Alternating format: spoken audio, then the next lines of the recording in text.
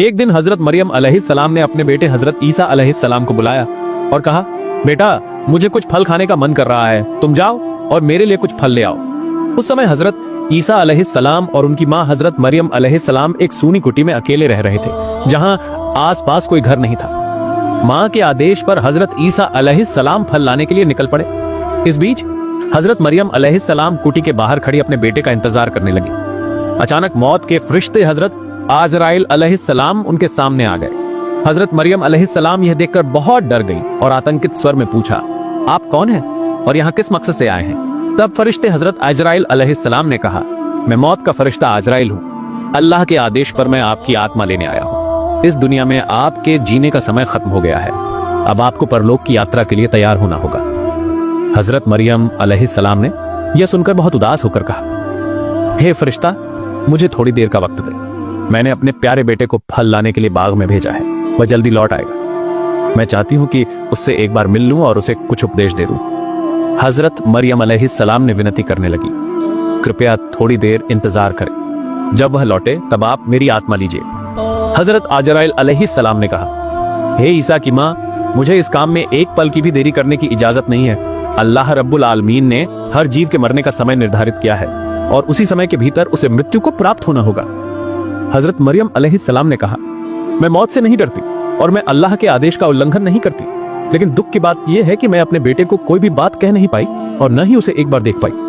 फिर भी अल्लाह जो करता है वह सब अपने बंदे की भलाई के लिए करता है। इसके बाद उन्होंने हजरत आजराइल अलैहिस्सलाम को अपनी आत्मा लेने की इजाजत दे दी। फरिश्ता ने समय पर हजरत मरियम अलैहिस्सलाम की आत्मा ले ली। कुछ समय बाद हजरत ईसा अलैहिस्सलाम फल लेकर लौट आए और देखा कि उनकी माँ जमीन पर लेटी हुई है। उन्होंने सोचा कि शायद उनकी माँ सो रही हैं, इसलिए उन्हें नहीं जगाया। लेकिन जब उन्हें किसी प्रकार की आवाज नहीं आई तो उन्होंने माँ को हिलाया। तब उन्होंने समझ लिया कि उनकी माँ की पवित्र आत्मा ने इस शरीर को छोड़ दिया है। हजरत ईसा अलैहिस्सलाम अपनी माँ की अचानक मृत्यु से गहरे दुख में डूब गए और उनकी आंखों से आंसू बहने लगे। उनकी करुणा देखकर जंगल के जानवर भी रोने लगे। कुछ समय बाद उन्होंने खुद को संभाला और समझा कि अपनी माँ की दफन करने का काम करना जरूरी है, लेकिन वह ऐसी जगह पर थे जहाँ दूर दूर तक कोई इंसान नहीं था। इसलिए अपनी माँ के दफनाने में मदद के लिए कुछ लोगों की तलाश में निकल पड़े। कुछ दूरी पर उन्होंने कुछ लोगों को देखा जो उनकी तरफ आ रहे थे। उन्होंने उन्हें अपनी माँ की मृत्यु की खबर दी और मदद की गुहार लगाई। वे लोग बोले, हे अल्लाह के नबी, हम असल में इंसान नहीं हैं बल्कि अल्लाह के फरिश्ते हैं।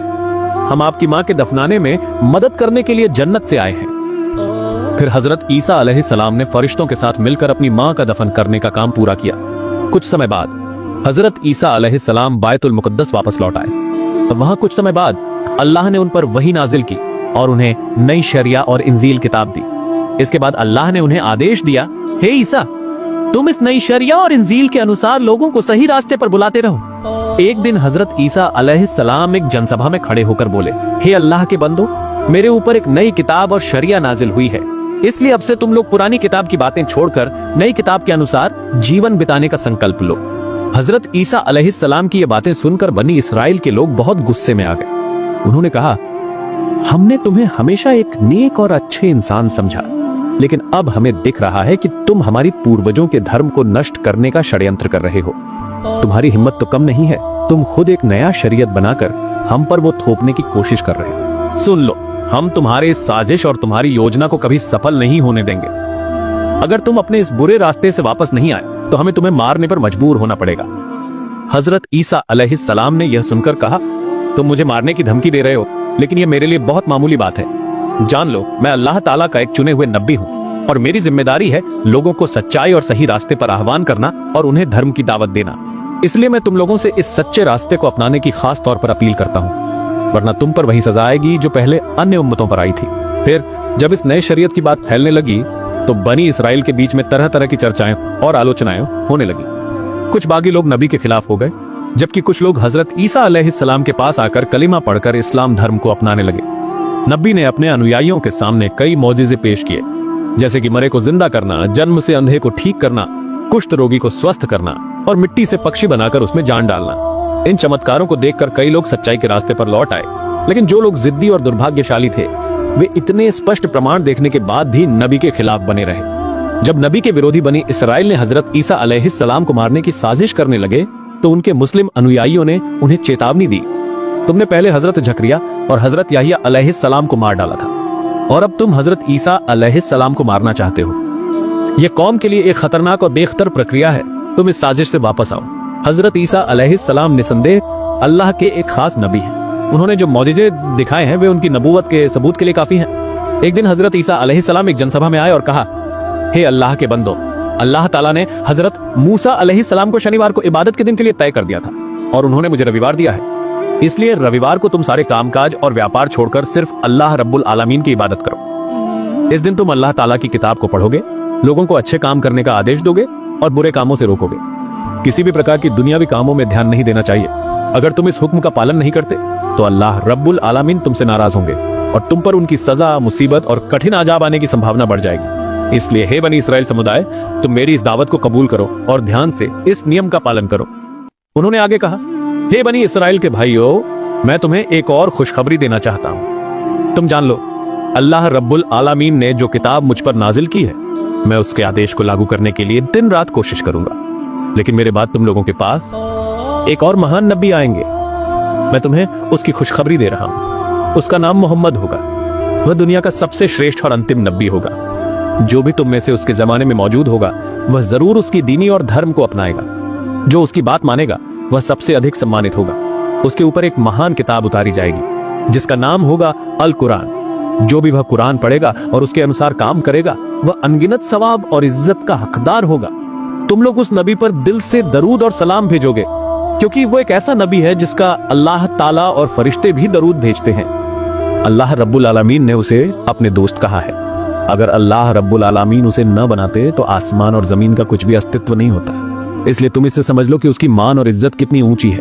मैं एक नबी होने के बावजूद उस आखिरी नबी की एक साधारण उम्मत का हिस्सा बनने के लिए बहुत उत्सुक हूँ। अगर अल्लाह रब्बुल आलमीन मेरी यह दुआ कबूल करे तो मैं खुद को बहुत भाग्यशाली समझूंगा। धर्मद्रोही बनी इस्राएल ने हजरत ईसा अलैहिस्सलाम की बात सुनकर कहा, देखो, यह हजरत मूसा के शरीयत को खत्म करके खुद एक नया शरीयत लागू करने की साजिश कर रहा है। इसके अलावा नए श्रेष्ठ नबी के आने की बात कहकर हमें अपनी तरफ आकर्षित करने की कोशिश कर रहा है। हम इस जाल को समझकर उसकी असली मंशा को जानने में सफल हो गए हैं। इसलिए हमें अब और देरी नहीं करनी चाहिए। इसकी साजिश की जानकारी राजा को देना चाहिए और उसकी सजा तय की जानी चाहिए। उस समय बैतुल मुकद्दस और जेरूसलम के राज्य का सम्राट बनी इस्राएल के नियंत्रण में था, जो हजरत ईसा अलैहिस्सलाम और उनके अनुयायियों का घोर विरोधी था। जब बनी इस्राएल में इस प्रकार का गंभीर संघर्ष का माहौल बना तो सम्राट ने हजरत ईसा अलैहिस्सलाम और उनके अनुयायियों को पूरी तरह से दुनिया से मिटाने के लिए धर्मद्रोह में जुट गया। एक दिन बादशाह ने एक गुप्त मीटिंग बुलाई जिसमें उसने कहा, हजरत ईसा अलैहिस्सलाम और उनके अनुयायियों को इस दुनिया से मिटाने का जो साजिश चल रही है उसे नाकाम करना हमारी जिम्मेदारी है। ये लोग नबियों और अल्लाह के दुश्मन हैं। तुम सब बेफिक्र रहो। इस काम में जितनी मदद चाहिए मैं देने को तैयार हूं। मैं जानता हूं कि इनका नाश करना सवाब का काम है और यदि मैं इसमें शामिल हो सकूं तो खुद को खुशकिस्मत समझूंगा। बादशाह की हिम्मत से सबने तय किया कि हजरत ईसा अलैहिस्सलाम और उनके अनुयायियों को खत्म करना है। उस मकसद के लिए उन्होंने नबी को मारने की योजना बनाई। अगली सुबह से उन्होंने हजरत ईसा अलैहिस्सलाम पर कड़ी नजर रखनी शुरू की ताकि जब वो अकेले हों तो उन पर हमला किया जा सके। धर्मद्रोही बारी बारी से पहरा देने लगे और नबी को अकेला पाने की कोशिश करने लगे। जब हजरत ईसा अलैहिस्सलाम के अनुयायियों ने देखा कि बनी इस्राएल उन्हें मारने के लिए तैयार हो गए हैं तो उन्होंने नबी की सुरक्षा की जिम्मेदारी ले ली, जिससे दुश्मन उन्हें अकेला नहीं पा सके। आखिरकार बनी इस्राएल ने तय किया कि नबी के साथ उनके अनुयायियों को भी मारना होगा, लेकिन क्योंकि नबी के रक्षक हमेशा बेहतियार रहते थे इसलिए उन्हें मारना उनके लिए आसान समझा गया। एक दिन हजरत ईसा अलैहिस्सलाम अपने साथियों के साथ एक कमरे में ठहरे। तब बनी इस्राएल तेजी से इकट्ठा होकर उस कमरे को घेर कर हजरत ईसा अलैहिस्सलाम को मारने की योजना बनाने लगे। इसी वक्त अल्लाह ने अपना फैसला सुनाया कि वो अपने नबी को आसमान पर उठा लेगा। अल्लाह ताला ने हजरत पहले जिब्राइल अलैहिस्सलाम को आदेश दिया, जाओ मेरे नबी को इज्जत के साथ आसमान पर ले आओ। हजरत जिब्राइल अलैहिस्सलाम तुरंत कमरे के छत के पार होकर हजरत ईसा अलैहिस्सलाम के पास पहुंचे और कहा, हे नबी, अल्लाह ने आपके बारे में अंतिम फैसला किया है। आपको अभी मेरे साथ आसमान में जाना होगा। हजरत ईसा अलैहिस्सलाम ने अल्लाह के आदेश को स्वीकार किया और जिब्राइल अलैहिस्सलाम के साथ आसमान में जाने की तैयारी करने लगे। अलबिदायाह व निहायाह में लिखा है कि हजरत जिब्राइल अलैहिस्सलाम ने हजरत ईसा अलैहिस्सलाम को एक सफेद बादल पर बैठाकर आसमान में ले गए। इस बीच बनी इस्राएल उस कमरे को लंबे वक्त तक घेरे रहे। जब उन्हें लगा कि हजरत ईसा और उनके अनुयायी बाहर नहीं आ रहे तो उनके सरदार ने एक खुली तलवार लेकर कमरे के अंदर कूद पड़ा। उसने कमरे के हर कोने में हजरत ईसा अलैहिस्सलाम को खोजना शुरू किया, लेकिन कहीं भी उनका कोई पता नहीं मिला। इसी समय हजरत जिब्राइल अलैहिस्सलाम ने उस सरदार के चेहरे पर एक फूंक मारी, जिससे उसका चेहरा हजरत ईसा अलैहिस्सलाम के चेहरे में बदल गया। जब वह बाहर आया तो बनी इसराइल ने उसे हजरत ईसा समझकर पकड़ लिया और उस पर जबरदस्त मारपीट शुरू कर दी। सरदार कुछ समझ नहीं पाया और चिल्लाने लगा, भाइयों तुम क्या कर रहे हो? तुम मुझे क्यों मार रहे हो? क्या तुम मुझे पहचान नहीं रहे? मैं तुम्हारा सरदार हूं। मैंने हजरत ईसा को हर जगह खोजा, लेकिन उन्हें कहीं नहीं पाया। तुम उन्हें नहीं पा सके और अब मुझको मारना चाहते हो। बनी इसराइल उसकी बात सुनकर हंसने लगे और बोले, चुप रह, अगर तू हमारा सरदार है तो ईसा कहां गया है? अपनी जान बचाने के लिए तू अब बहाने बना रहा है। बनी इसराइल के सरदार को समझ नहीं आया कि उसका चेहरा हजरत ईसा का हो गया है, इसलिए वो फिर चिल्लाकर बोला, भाइयों तुम मुझ पर हमला कर रहे हो, ये गलत है। मैं यहां उस आदमी को मारने आया हूं जो कहीं नहीं मिला। शायद वो जादूगर है और सबकी आंखों में धूल झोंक कर भाग गया, लेकिन किसी ने उसकी बात नहीं सुनी। बनी इसराइल ने कुछ देर तक उस पर जुल्म किया और फिर उसे सूली पर चढ़ाने के सभी इंतजाम कर लिए। जब बनी इसराइल के सरदार ने देखा कि लोग उसे सूली पर चढ़ाने के लिए पूरी तरह तैयार हैं, तो वह चिल्लाकर बोला, हे बनी इसराइल के भाइयों, मैं खुदा की कसम खाकर कहता हूं, मैं तुम्हारा सरदार हूं। मुझे नहीं पता कि मेरा चेहरा कैसे बदल गया। अगर तुम मुझे अलग मान रहे हो तो लगता है ये ईसा की कोई अल्लाह की कृति है। मेरा मानना है ईसा अल्लाह के सही नबी थे और अल्लाह उन्हें सुरक्षित रखने के लिए शायद कुछ कर रहे हैं। जब बनी इसराइल के सरदार ने कहा कि हजरत ईसा अलैहिस्सलाम अल्लाह के सच्चे नबी हैं, तो बनी इसराइल और गुस्से में आ गए और उन्होंने बिना देर किए अपने सरदार को सूली पर चढ़ा दिया। उनका सरदार सूली पर चढ़ाकर बचाओ बचाओ चिल्लाने लगा, लेकिन किसी ने उसकी पुकार नहीं सुनी। फिर उन्होंने उसे सूली पर चढ़ाकर उसकी जान ले ली। इस दृश्य को देखने के लिए वहां काफी लोग जमा हो गए थे। उस समय ज्यादातर लोगों को लगा कि यह हजरत ईसा नहीं है, बल्कि ये बनी इसराइल के नाफरमान सरदार हैं। फिर कुछ बनी इसराइल को यह भी लगने लगा कि ईसा को ही मार डाला गया है। इस पर उनके बीच बहुत तकरार और तलवारें चलने लगी। ज्यादातर लोग भ्रमित हो गए। कोई कहने लगा कि उन्होंने अपने सरदार को मार डाला, तो कोई कहने लगा कि उन्होंने ईसा को मार डाला। और ये सब अल्लाह रब्बुल आलामीन की एक अद्भुत लीला विलाप था। इस हालत को देखकर हजरत ईसा अलैहिस्सलाम की गैर मौजूदगी में कई बनी इसराइल हजरत ईसा अलैहिस्सलाम पर इत्माद करने लगे और उन्होंने कलमा पढ़कर हजरत ईसा अलैहिस्सलाम की शरीयत पर जीने का वादा किया। लेकिन हजरत ईसा अलैहिस्सलाम अब कहां हैं, इस बारे में सब चिंतित हो गए और कई लोग उनकी तलाश में लग गए। कई लोगों ने नबियों के खलीफाओं से हजरत ईसा अलैहिस्सलाम की असली हालत जानने की कोशिश की। उन्होंने बताया कि अल्लाह रब्बुल आलमीन ने अपने नबी को इज्जत के साथ चौथे आसमां में उठा लिया है। इसके बाद अल्लाह रब्बुल आलमीन ने पवित्र कुरान में हजरत ईसा अलैहिस्सलाम को जिंदा रूप में दुनिया से उठाने का मामला मानव जाति को बता दिया है। हदीस शरीफ में कहा गया है कि आखिरी जमाने में दुनिया में दज्जाल नाम का एक ताकतवर काफिर आएगा जो चौंका देने वाले कुछ दृश्य लोगों को दिखाएगा। वो लोगों के मरे हुए माता पिता को जिंदा कर देगा। अगर वो आसमान से बारिश लाने को कहेगा तो आसमान बारिश कर देगा। जमीन को फसल उगाने को कहेगा तो जमीन फसल उगाएगी। दज्जाल की ये तमाम करामात देखकर ज्यादातर लोगों का ईमान खत्म हो जाएगा। लोग उसके प्रति एतमाद लाएंगे और उसे अल्लाह मानकर विश्वास रखने लगेंगे।